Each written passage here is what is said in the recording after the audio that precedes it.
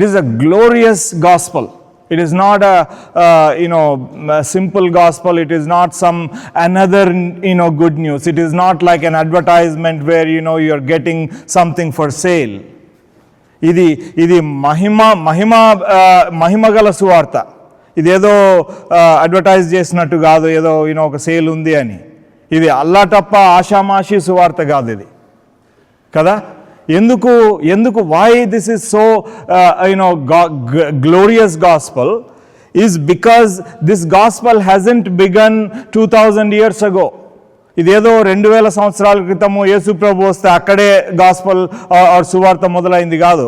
He is saying God who commanded light to shine out of darkness. ఎక్కడికో మొదటి ఆదికాండం 1వ అధ్యాయంకి పోయినాడు.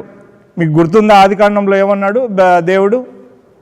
లెట్ దేర్ బి లైట్, వెలుగు కలుగునుగాక అని దేవుడు మొదట ఆదికాండంలో ఆయన సృష్టి టైంలో ఆయన చెప్పినాడు. దాన్ని రెఫర్ చేస్తున్నాడు పౌలు ఇక్కడ. God who shined the light out of darkness. When there was utter darkness, light has shone forth.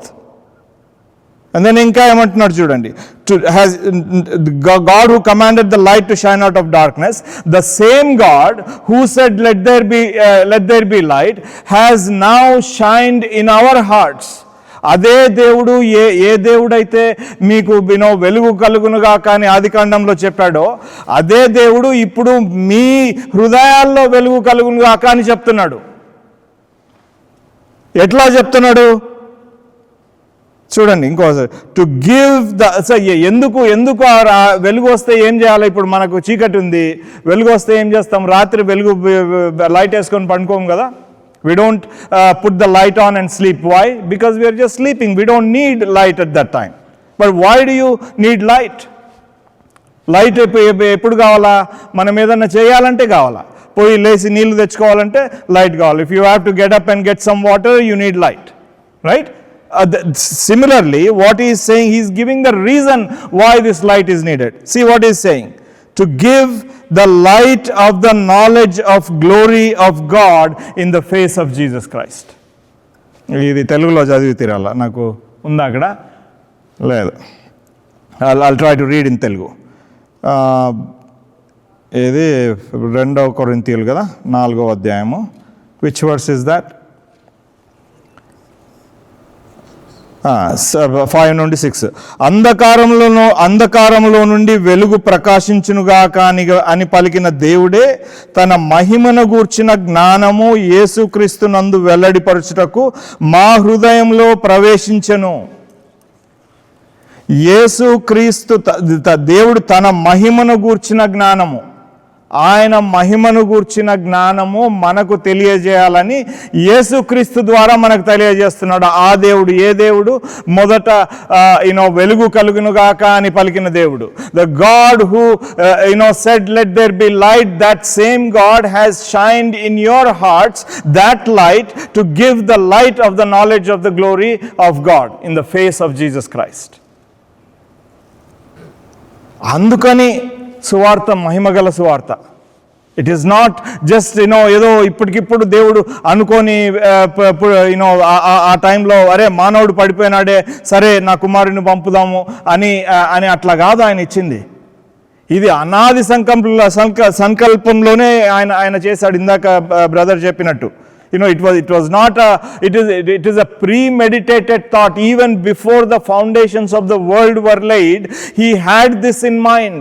The grace was already inbuilt into the blueprint of creation. అసలు ఆయన మొదట్లోనే సృష్టి చేయకముందే కృప ఉండాలి అని ఆయన ముందే నిశ్చయించుకున్నాడు. ఆయన ప్రేమ ఉండాలా, ప్రేమ చూపించాలా ఆయన ముందే నిశ్చయించుకున్నాడు ఆ సృష్టిలోనే. అటువంటి సువార్త మనము ఇప్పుడు చూస్తాం కదా. సో ఒకసారి ఎందుకు నాకు ఇది యాక్చువల్లీ నాకు కొరింథీయుల్లో actually I had that series. I was suppose to speak on Corinthians 10 or 11. నేను చేంజ్ చేసుకున్నాను బ్రదర్స్ని అడిగి. ఎందుకు అంటే సడన్గా నాకు కొంత భారం వచ్చింది. సువార్త అనగానే ఇప్పుడు మనము వస్తూ ఉన్నాము, యూనో క్రిస్టియానిటీ అంతా ఎట్లా అయిందంటే it has become another religion. It has become another religion, and this is something that is so dear to me, where when I see people who are near and dear to me, it is so, I don't know, it is so sad, and it is so, it bothers my heart that, people don't get the true gospel, the glorious gospel. Right. ఆయన ఏం చేస్తాడు మొదట, అసలు first నుండి వెళ్దాం. Will go from the beginning. Okay, what is this glorious gospel? దేవుడు ఫస్ట్లో ఆదికాండం 1:1 ఏం చేశాడు చెప్పండమ్మా. సృష్టి చేశాడు. ఏమన్నాడు ఆదికాండంలో? ఆది యందు దేవుడు భూమి ఆకాశమును సృజించెను. భూమి ఆకాశము ఎట్లా అయింది? దేవుడు సృజించినాడు. God has created the heaven and earth. It has not popped out by chance. అదేదో దానంతటికి అదే వచ్చింది కాదు. ఇంకోటి ఏదో బిగ్ బ్యాంగ్ వచ్చి దానంతటికి అదే సడన్గా లైఫ్ వచ్చేసి ఇంటెలిజెంట్ బీయింగ్స్ వచ్చేసి వచ్చేసినట్టు కాదు. అది ఎంత స్టూపిడిటీ అసలు. సైతాను ఎక్కడికి తీసుకుపోయినాడంటే అసలు మనల్ని he has literally blinded the minds of people. God has created, in the beginning God created haven and earth. And there is no apology that scripture gives when it says in the beginning God. They assume, the writer of the Genesis assumed God exists. There is no explanation.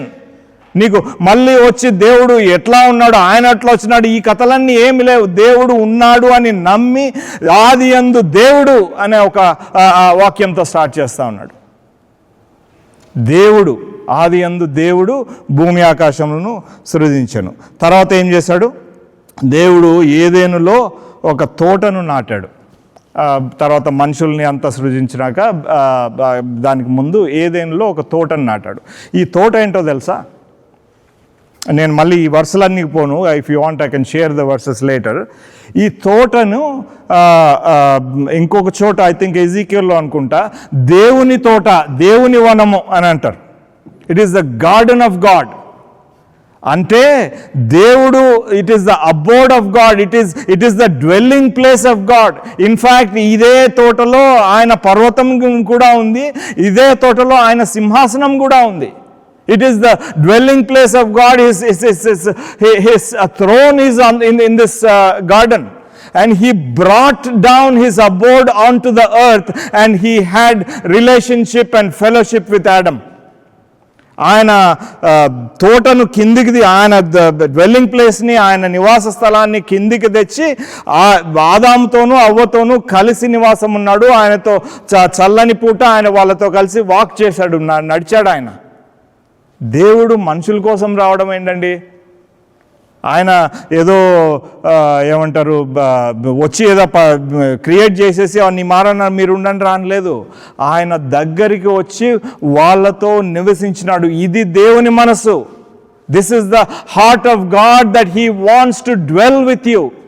నేను చూస్తాను, I'm not making this up. There is a clear scriptural proof that God wants to dwell with you, and he has started that in the beginning.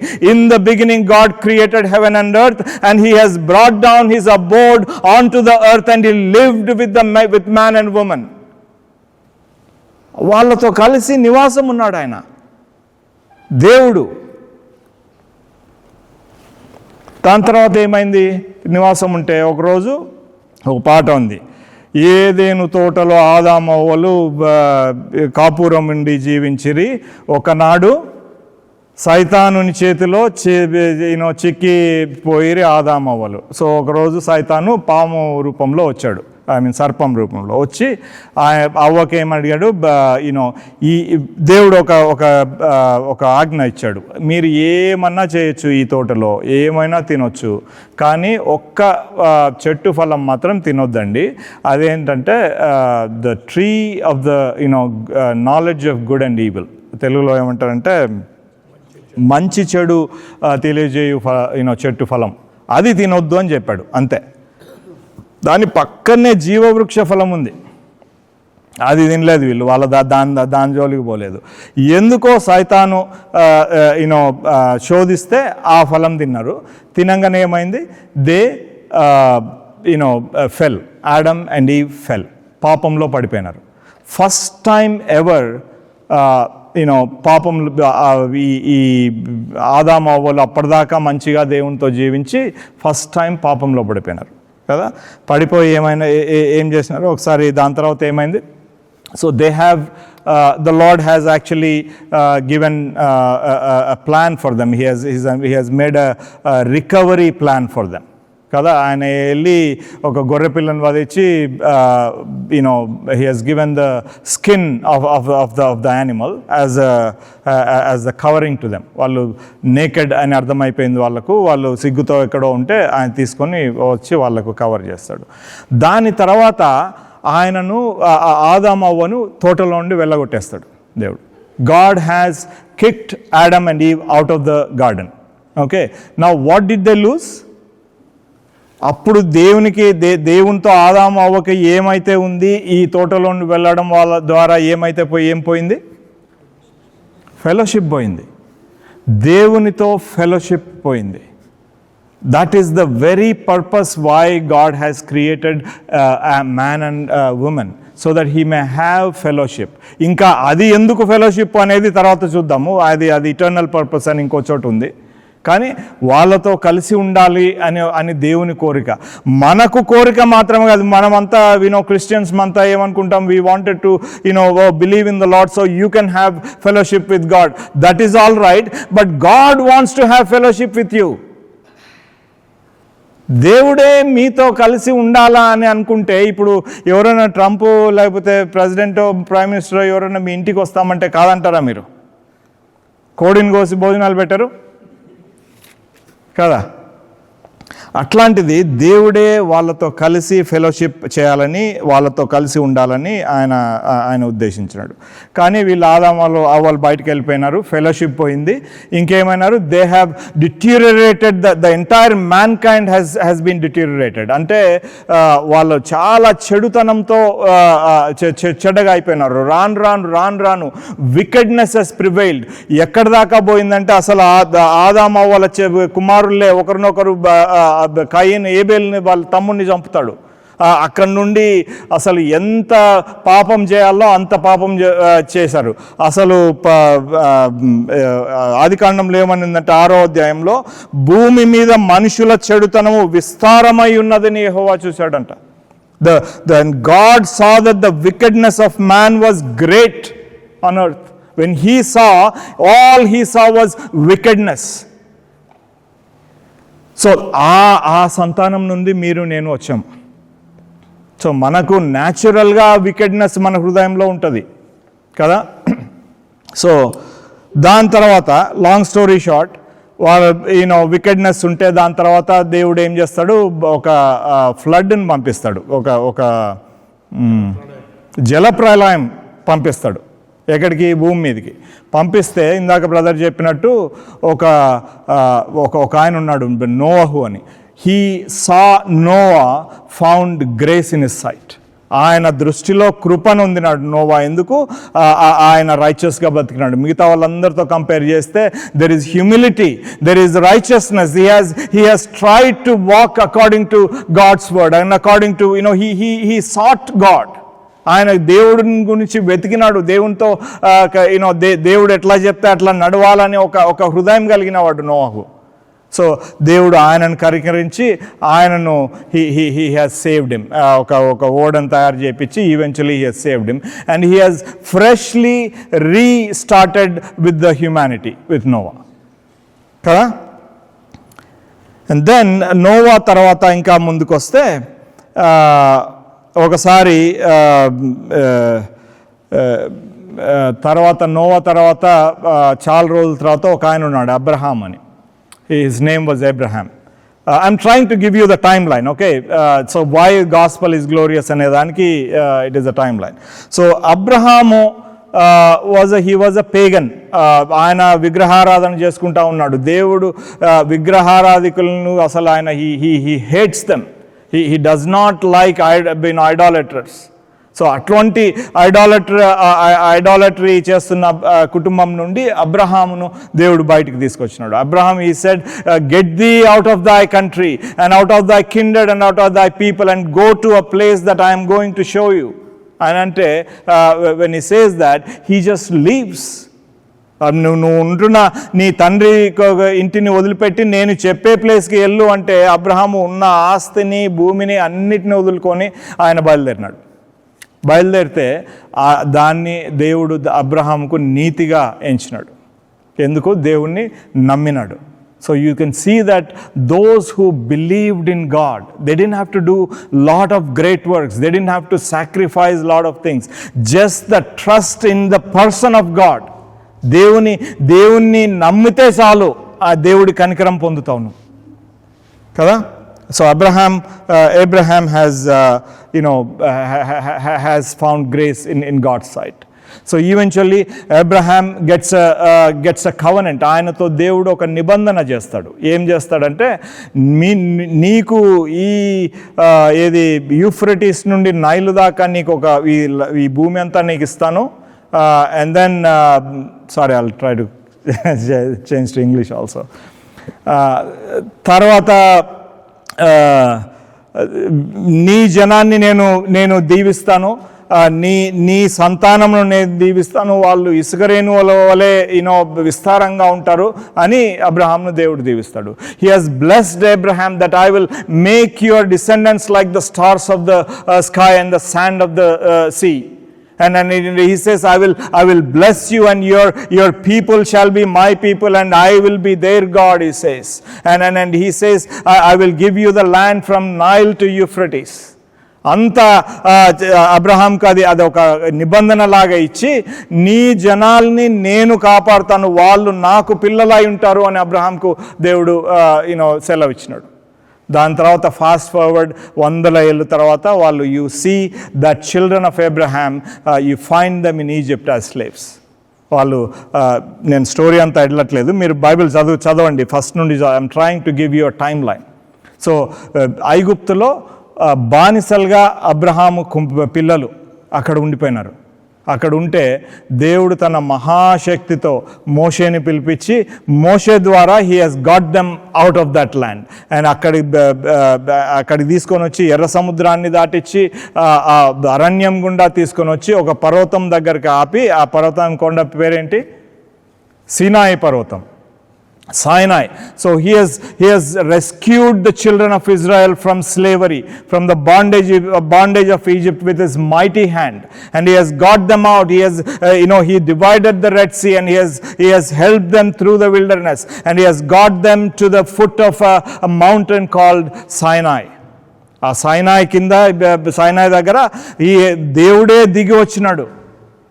The God of glory, who flung the stars into the sky, who said let there be light and there was light, who simply created the earth with his word and all the things thereof, he descended onto that mount which is on the earth.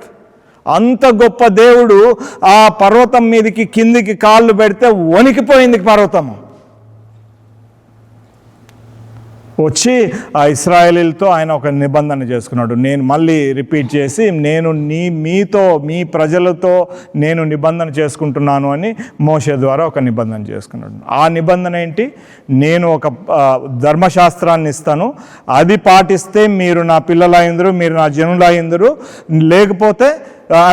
లేకపోతే మీరు గారు. It's a conditional covenant. God makes that covenant with with the children of Moses through Moses, children of Israel through Moses, saying that if you follow the law, the commandments that I have given, then ye shall be my people and I will be your God. If not, I will cut you out of away from me అని చెప్తాడు. Right? So fast forward, the reason why he has done that is that the Israel may be a model nation. మిగతా అన్ని దేశాలకి అప్పుడున్న ఈ nations అందరికీ Israel ఒక model నేషన్గా ఉండాలి అనే ఉద్దేశంతో దేవుడు ఇస్రాయేల్ని సపరేట్గా పరుచుకున్నాడు. అట్లని ఇస్రాయేల్లో ఏదో పెద్ద గొప్పతనం ఉందని కాదు. Actually, all the prophets write there is nothing good in Israel that God has chosen. There is nothing good in Abraham to deserve what God has done to the blessings that he has given to Abraham. There is nothing in Moses to make him that he might become a leader of Israel. Nothing at all whatsoever. It is God in His grace, God in His mercy has chosen these people who have demonstrated the trait of humility. Okay, ఎవరైతే తగ్గింపు గుణము వాళ్ళలో ఉందో వాళ్ళను దేవుడు ఎన్నుకొని వాళ్ళను హెచ్చించినాడు. Okay, మీరు తగ్గించుకుంటే నేను హెచ్చిస్తాను అని చెప్తున్నాడు. మీరు మీరు హెచ్చించాలనుకుంటే వాళ్ళను తగ్గిస్తాడు కదా.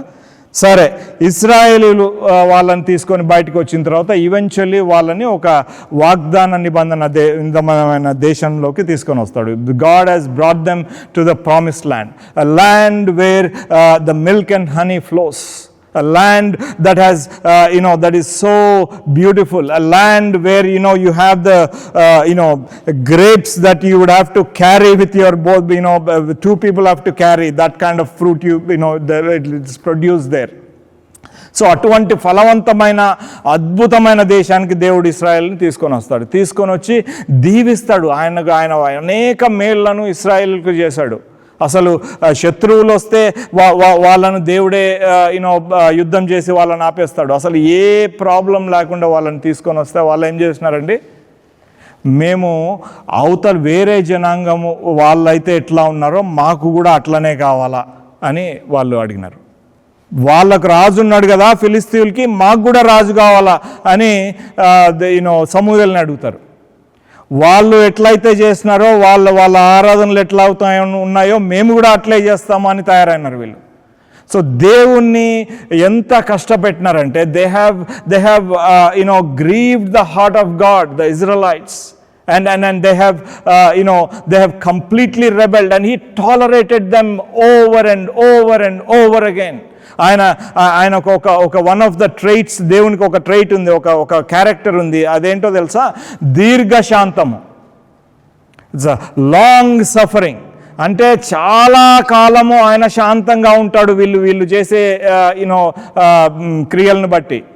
వీళ్ళు ఆయనను even though they were rebellious, he has been suffering them for long. It is the long suffering of God. He has suffered them for so long. Dear brothers and sisters, have you ever knowingly have been doing things that are not pleasing to God, and He has been not doing to you what He should have done? ఆయన wait చేస్తూ ఉన్నాడు, శాంతంతో wait చేస్తూ ఉన్నాడు, వేచి చూస్తూ ఉన్నాడు. అట్లాంటి పరిస్థితులు ఏమన్నా ఉన్నాయా మీ లైఫ్లో? ఒక్కసారి ఉంటే, ఒకసారి మీరు ఇంటికి వెళ్ళి మీ క్లాజెట్కి వెళ్ళి తలుపు గడేసుకొని ఒకసారి ప్రార్థన చేయండి. ఒకవేళ ఉన్నాయని మీకు అనిపించకపోయినా దేవుణ్ణి అది మనకు మనసుకు వచ్చేటట్టు చేయమని ప్రార్థన చేయండి. Because God suffers long, that doesn't mean he suffers for ever. ఆయన శాంతమే కానీ నిత్య శాంతము కాదు అది. ఓకే, కొన్ని రోజులు అయిన తర్వాత, కొన్ని కాలాలు అయిన తర్వాత ఆయన దండిస్తాడు. సో దేవుని చేతిలో పడబాకండి. సో అప్పుడప్పుడు time and again test yourself. అపోస్తలుడైన పౌలు అంటాడు, ఐ థింక్ 7వ అధ్యాయంలో అనుకుంటా, 2 కొరింథీ, test your faith, test yourself whether you be in faith. అసలు మీరు విశ్వాసంలో ఉన్నారా లేదా తెలుసుకోమని అంటున్నాడు. ఎంత పెద్దవాళ్ళైనా సరే, డజంట్ మ్యాటర్. పెద్దవాళ్ళని చూసినాం కదా మనము, who have been great preachers have left the faith, or rather have fallen into grievous sins. పెద్ద భక్తులు, దావీదు బైబిల్లో ఎంత పెద్ద భక్తుడండి ఆయన. హీ హ్యాస్ యుద్ధానికి పోవాల్సిన టైంలో యుద్ధానికి పోకుండా ఏం చేస్తున్నాడు, వాక్ చేస్తున్నాడు అక్కడ బాల్కనీలో. And then he sees Bathsheba and then he falls into sin. అది పాపంలో పడ్డమే కాదు, ఆ పాపంని కప్పించుకోవడానికి ఆమె భర్తను చంపించాడు. చంపించి 1 సంవత్సరం దాకా ఏదో ఏమి జరగనట్టు హ్యాపీగా ఉన్నాడు. దేవుడు దీర్ఘ శాంతం చూపిస్తాడు. That doesn't mean it will go away. He is going to come back to you and put this question, have you been grieving me? Have you repented? Repentance అనేది అసలు is one of the key elements of Christianity. అసలు మీరు క్రైస్తవులు కావాలంటే మీకు repentance, మారు మనసు అనేది తప్పనిసరి. మీకు సువార్త విషయంలో యోహాను, జాన్ ద బాప్తిసం ఇచ్చి యోహాను వచ్చి ఏమంటాడు? మార మనసు పొందుడి, పరలోక రాజ్యము సమీపించి ఉన్నది. Repent for the Kingdom of God is at hand. సరే, యేసు ప్రభు వారు వచ్చినప్పుడు ఆయన కూడా ఇదే సువార్తను తీసుకొని పోతాడు, మారు మనసు పొందుడి అని. Even the Lord Jesus Christ does the same thing. He takes up the same message as John the Baptist and says, repent. And Peter, on the day of Pentecost, he gets up and he says, you with your wicked hands have crucified the Lord of glory. And they say, men and brethren, what shall we do? And he says, repent. పేతురు కూడా లాస్ట్లో ఏం చేయాలి? మీరు మీ చేతులతో, మీ క్రూరమైన చేతులతో ప్రభువుని సిలువ వేసినారంటే ఏం చేయాలంటే మారుమనసు పొందమని చెప్తున్నాడు పేతురు కూడా. Even Apostle Paul, he goes to the Gentile nation, Athens, and he says, at the times of ignorance God winked, but now he commandeth all men everywhere to repent. ఆ అజ్ఞాన కాలం ముందు దేవుడు చూసి చూడనట్టు ఉన్నాడు, కానీ ఇప్పుడైతే అందరూ అంతటను మారు మనసు పొందవాలని ఆజ్ఞాపించుచున్నాడు అంటాడు. మారు మనసు అనేది it's a very crucial ingredient of a Christian life.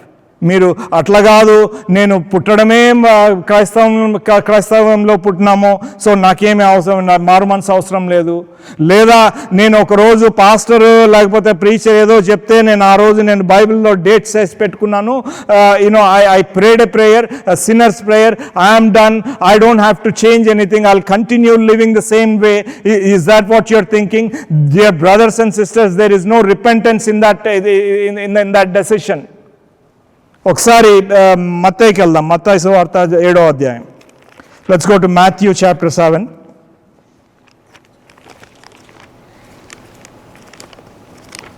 Matthew chapter 7.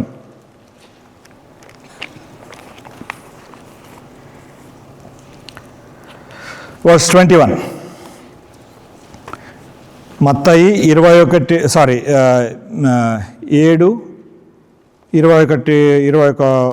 వచనం నుండి చదువుదామండి.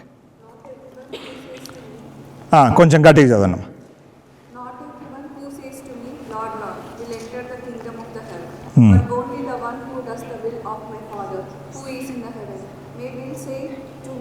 On the day, Lord, Lord, did we not prophesy in your name? In your name drives out demons, and in your name performs many miracles. Then I will tell them plainly, I never knew you. Away from me, you are evildoers. Thank you, sister. So ఏమంటున్నాడు? Not everyone that saith unto me, Lord, Lord, shall enter into the kingdom of heaven. నన్ను ప్రతి ఒక్కరూ, ఒకసారి తెలుగులో చదువుతాను, ప్రభువా ప్రభువా అని నన్ను పిలుచు ప్రతివాడును పరలోక రాజ్యంలో ప్రవేశింపడు గాని పరలోకమందున్న నా తండ్రి చిత్త ప్రకారం చేయువాడే ప్రవేశించును. ఆ దినమందు అనేకులు నన్ను చూచి ప్రభువా ప్రభువా నీ నామమున ప్రవచింపలేదా, నీ నామమున దయ్యములను వెళ్ళగొట్టలేదా, నీ నామమున అనేకమైన అద్భుతములు చేయలేదా అని చెప్పుదురు. These are the people who have done miracles in the name of the Lord. These are the people who sung songs saying, praise God, praise the Lord. These are the people who claimed that they have been born in Christian families and therefore they are Christians. And these are the people who have said, I have prayed a prayer one day and therefore I am a Christian. And these are the people who said, oh, I have led a great choir and therefore I am a Christian. And these are the people who will say, I have preached on the pulpit and and therefore I am Christian. And these are the people who say, oh, I have been an elder or a deacon or a pastor or so on and so forth, therefore I am a Christian. He is saying, if you have not done the will of the Father, he will say, I never knew you.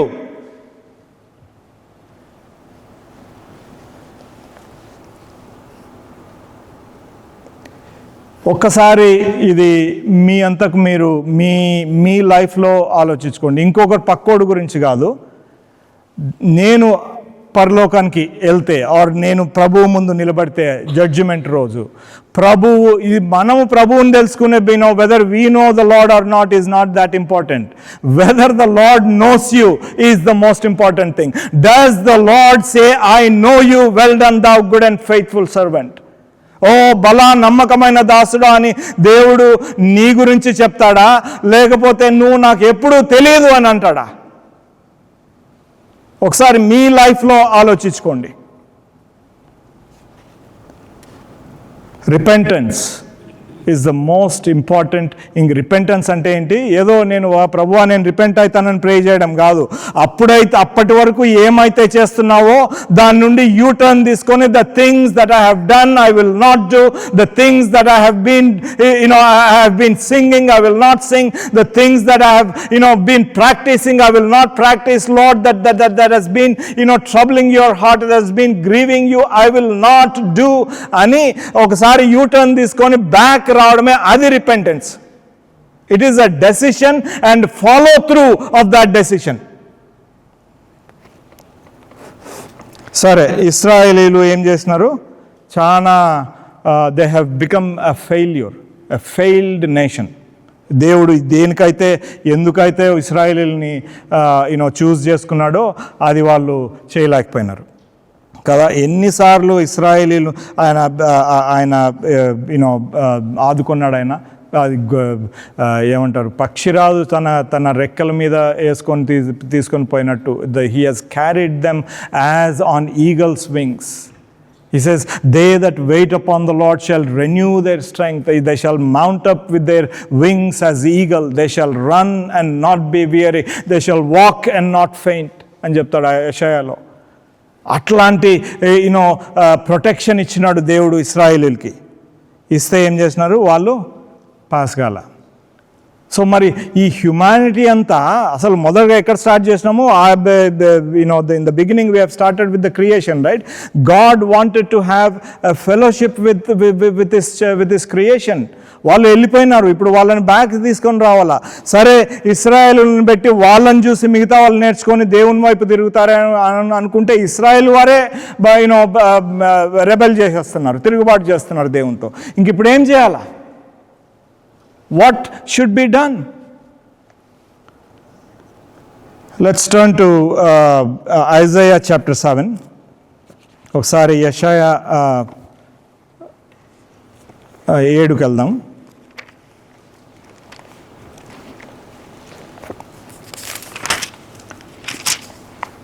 14వ వచనం.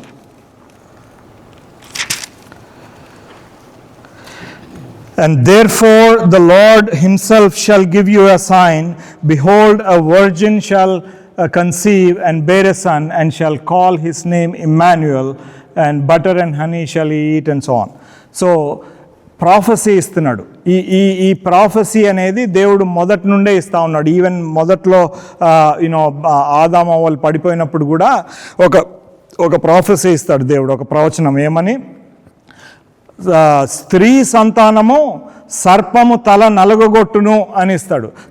The seed of the serpent shall bruise the head of the serpent. That was the prophecy. And now you come down, there are many prophecies about a coming Messiah. Somebody who is going to save his people from sin. Lot of times మనం ఏం అనుకుంటామంటే, I want to get to heaven, ఇదే దీంట్లో ఉంటాము. We forgotten that we have been in slavery to sin.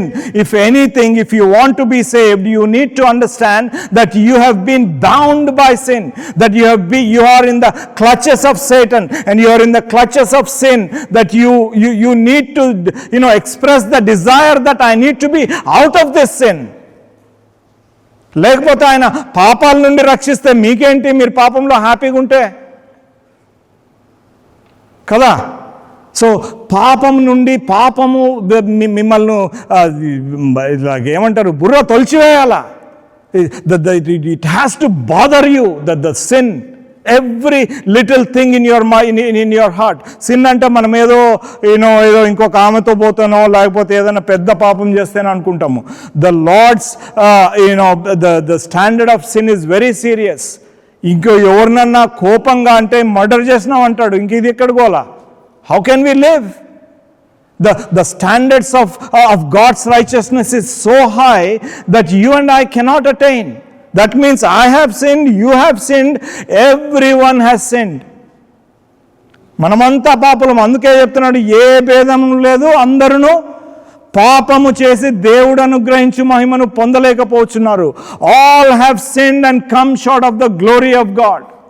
There is no difference whatsoever. When నువ్వు పెద్దోడివా చిన్నోడివా, భక్తుడివా కాదా, doesn't matter. You have been a sinner. యోబు అనే ఒక భక్తుడు, మహాభక్తుడు, నీతిమంతుడు. ఆయన నీతిమంతుడు అనుకుంటా ఉన్నాడు. అనుకొని నేను చాలా భక్తిగా బతుకుతున్నాను అనుకుంటున్నాడు. ఒకరోజు దేవుడు ఆయనకు ప్రత్యక్షమైనాడు. అవంగానే ఏమంటాడు తెలుసా? నేను నా చెవులతో ఉన్నాను నీ గురించి, కానీ ఇప్పుడు నా కన్నులారా నిన్ను చూస్తున్నాను. నేను మారు మనసు పొందుదును, బూడిదలో కూర్చుంటానంటాడు. నన్ను నేను అసహించుకుంటున్నాను అంటాడు. The Job, the one of the greatest saints, he says, he says, I have heard of thee with my ears, but now I behold thee with mine own eyes, and I repent in dust and ashes. I abhor myself, he says. అట్లాంటి నీతిమంతుడే ఆయన గురించి ఆయన చూసుకున్నప్పుడు అంత అసహ్యం వేస్తే మనం ఎంతండి? మరి మారు మనసు అవసరం లేదా మనకు? సో యేసు ప్రభువును దేవుడు పంపించినాడు, ఆయన కుమారుణ్ణి పంపించినాడు. ఒక కన్యక గర్భవతి అయి కుమారుని కన్నాడు. ఎందుకు కన్యక అవసరమైంది? ఎందుకంటే అందరూ ఆదాము ద్వారా పుట్టిన వాళ్ళంతా పడిపోయిన స్టేట్లో పుట్టారు. Everyone has been born in a fallen state, that have come through Adam. So it is required that the Son of God be born of God. It is required that the Son of God be born of the Holy Spirit, and therefore he just used Mary as a vessel. But he was born of the Holy Spirit. ఆయన ఆత్మ ద్వారా ఆయన పుడితే ఆయన పరిశుద్ధమైన జీవితం జీవించినాడు. ఎంత పరిశుద్ధమైన జీవితం అంటే, హీ సెడ్, నాలో ఉన్న పాపం ఏమైనా ఉందా అని మీరు ఏలెత్తి చూపించగలరా అని he challenged people that whether they can show sin in his life. ఆయన వచ్చి then he has taken upon ఆయన 33 సంవత్సరాలు 33.5 సంవత్సరాలు పరిశుద్ధంగా జీవించినాడు. ఎంత పరిశుద్ధంగా జీవించినాడంటే అసలు ఒక మనిషి ఎట్లా బ్రతకాలనో ఆయనను చూసి నేర్చుకోవాలి మనం.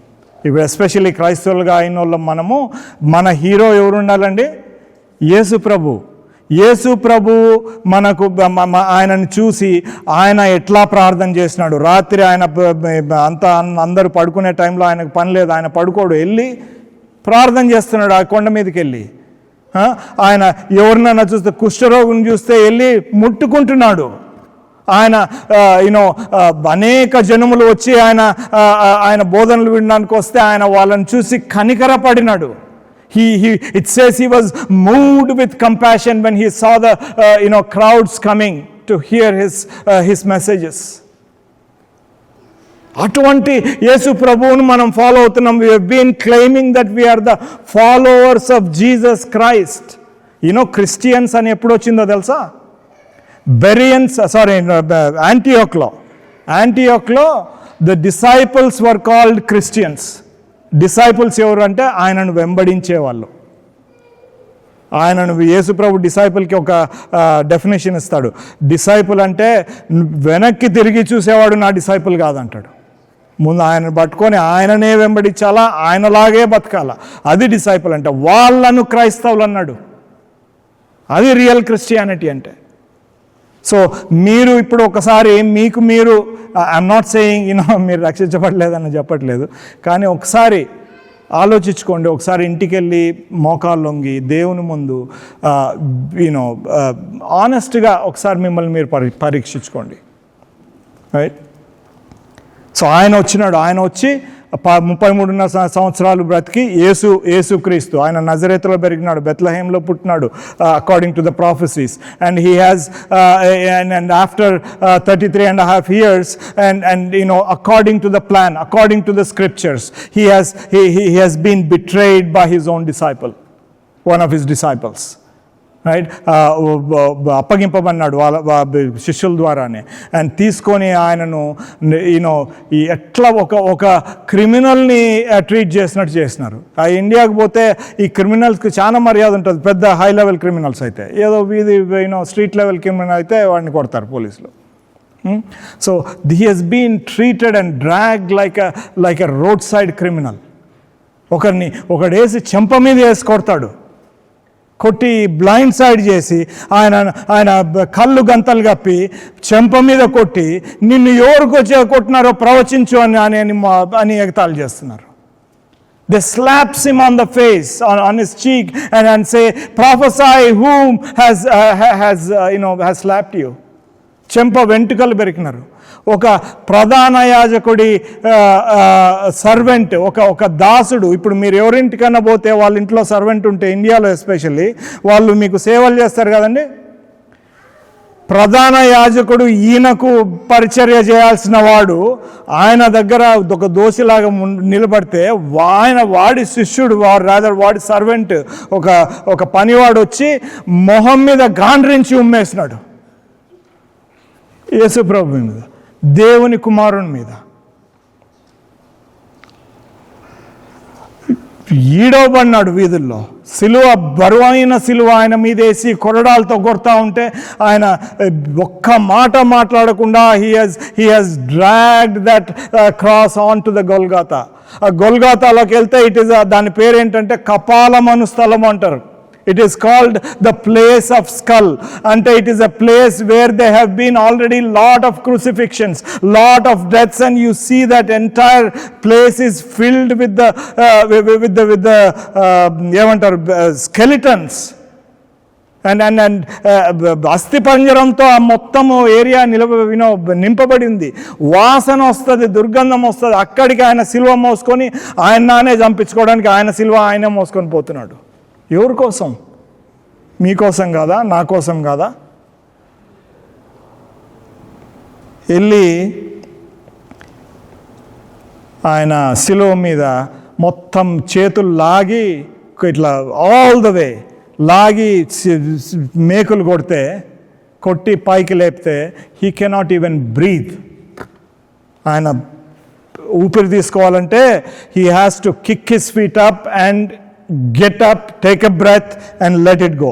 Kick his feet up, take a breath and let it go. He has to be taking breath all throughout his crucifixion like that. అందుకే ఎవరినన్నా క్విక్గా చంపాలంటే క్రూసిఫిక్షన్లో కాళ్ళు ఇరగొడతారు. So they cannot do that and that's how they die.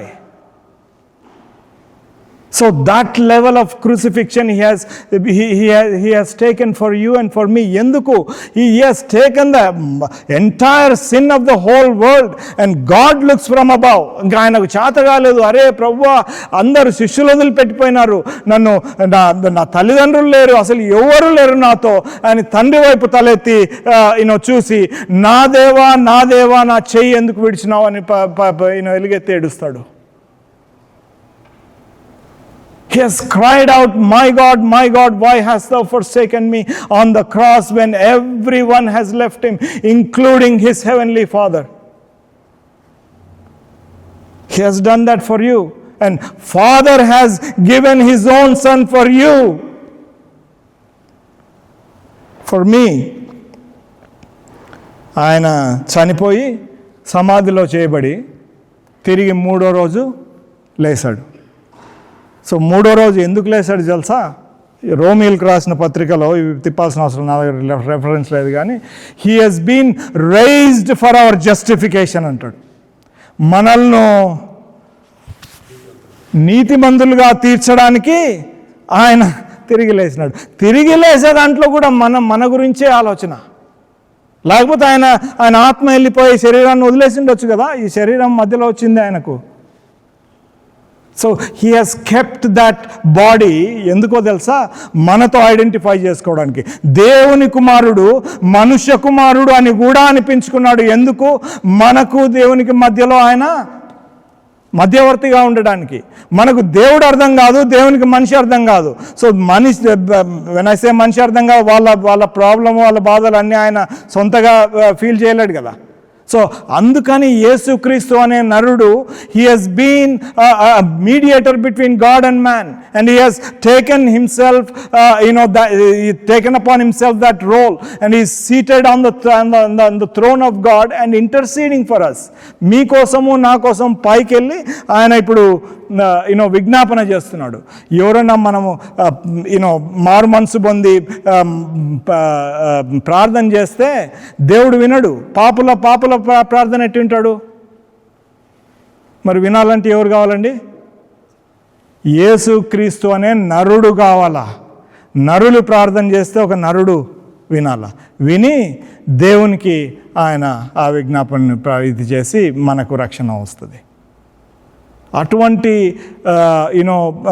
యేసు ప్రభు, ఆయన దేవుని కుమారుడు మీకోసం నా కోసం వచ్చి చనిపోయి 3 రోజులు సమాధిలో ఉండి తిరిగి లేచి పరలోకం ఆరోహణమైనాడు. ఇప్పుడు మన పరిస్థితి ఏంటి? We are waiting for his return. మనము ఆయన తిరిగి రావాలని ఆయన కోసం మనము వెయిట్ చేస్తూ ఉన్నాం. ఏమంటున్నాడు? ఆ వెయిట్ చేసే టైంలో ఆయన వెళ్ళిపోగానే ఏమన్నాడు తెలుసా? వెళ్ళిపోయే ముందు, నేను నా సంఘాన్ని కట్టుదును అన్నాడు. I will build my church. You and I are that members of that church. You and I are the members of the body of Christ. Okay, మనం క్రీస్తు శరీరం అని అంటున్నాడు. అసలు అది ఎంత గొప్పదో చూడండి. We are the body of Christ. We are the members of the body of Christ. ఆయన తానే ఆకాశం నుండి దిగి వచ్చును. ఆయన దిగి వస్తే ఎంత గ్లోరియస్గా ఉంటుందండి. ఇది సువార్త. Glorious gospel that has begun before the foundations of the world were laid. God, who commanded the light to shine out of darkness, has shined in our hearts. Has that light shined in your hearts today? మీలో ఆ వెలుగు ప్రకాశించిందా? వచ్చిందా మీలో ఆ వెలుగు? వస్తే ఒకసారి కళ్ళు తెరవండి, మారు మనసు పొందండి. ఒకవేళ కాకుంటే నేను చిన్నప్పటి నుండి మా తల్లిదండ్రులతో పాటు వాళ్ళు క్రైస్తవులు, నేను క్రైస్తవులు అనుకుంటున్నావా? అది కాదు రియల్ సాల్వేషన్. అప్పుడు ఒకవేళ అట్లుంటే ఏమంటాడు దేవుడు? ఆ జడ్జిమెంట్ రోజు ఏమంటాడు? I never knew you. నువ్వు నాకు తెలియదు అని అంటాడు. అట్లాంటి తీర్పు పొందుదామా? Right. So dear brothers and sisters, this is my invitation to you. This is my appeal to you. I know, మనము చాలా ఈ క్రిస్టియన్ రిలీజియస్ ప్రాక్టీసెస్ నుంచి వచ్చాము, including my self. Right? We all, are born into the Christian family, many of us, and we think that, okay, this is it, we are a Christian. No, you have to make the individual decision.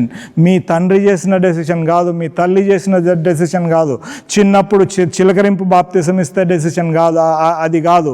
లేదా నేను బాప్తిసం తీసుకుంటానంటే అది కాదు. మీరు you have to repent, మారు మనసు పొంది ఆయన దగ్గరకు వచ్చి మీరు పాపి అని ఒప్పుకొని విలపించాలి ఆయన ముందు. You have to understand the grievousness of sin, and then come to his feet and cry out and latch on to the cross, latch on to that sacrifice that he has performed on the cross 2000 years ago, and cry out saying, Lord, I trust you in your person, that you are able to save me, and cry out to him. And ఆయన మొరపెట్టుకుంటే ఆయన కాదని ఎప్పుడు అనడు. There was never a time, ఆయన త్రోసివేసిన సందర్భమే లేదు యేసు ప్రభు. ఇది సువార్త, ఇది మహిమగల సువార్త. ఎప్పుడో భూమి భూమి పునాదులు వేయక ముందే దేవుడు ఇదంతా ప్రిపేర్ చేసినాడు మీకోసం, నా కోసం. ఆయన తిరిగి రావడం కోసం చూస్తున్నాము. ఇది ఆయన సువార్త. ఇది ఆయన సువార్త అంటే ఇట్స్ ఎ గుడ్ న్యూస్. ఇది చాలా వాటర్ డౌన్ వర్డ్ అది, గుడ్ న్యూస్ అనేది. యాక్చువల్గా ఐ డోంట్ నో, నాకు హీబ్రూ గ్రీకులు రావు, కానీ gospel from what I understand, it is the greatest news that has ever been told. This is your day. If you have never heard this news, or if you have heard but you never paid attention, now apply that to your own heart. ఈ రోజే maybe నిన్ను నీ ఇటర్నిటీని change చేసే రోజేమో. ఒకసారి ఆలోచించండి. It may be that day when your eternity will be completely changed. You would take the U-turn way that you are heading into the eternal damnation. Now you say, Lord, I take a U-turn and I'll head towards that eternal life. Whosoever believeth in me shall not perish, but have eternal life. May the Lord bless these thoughts for us.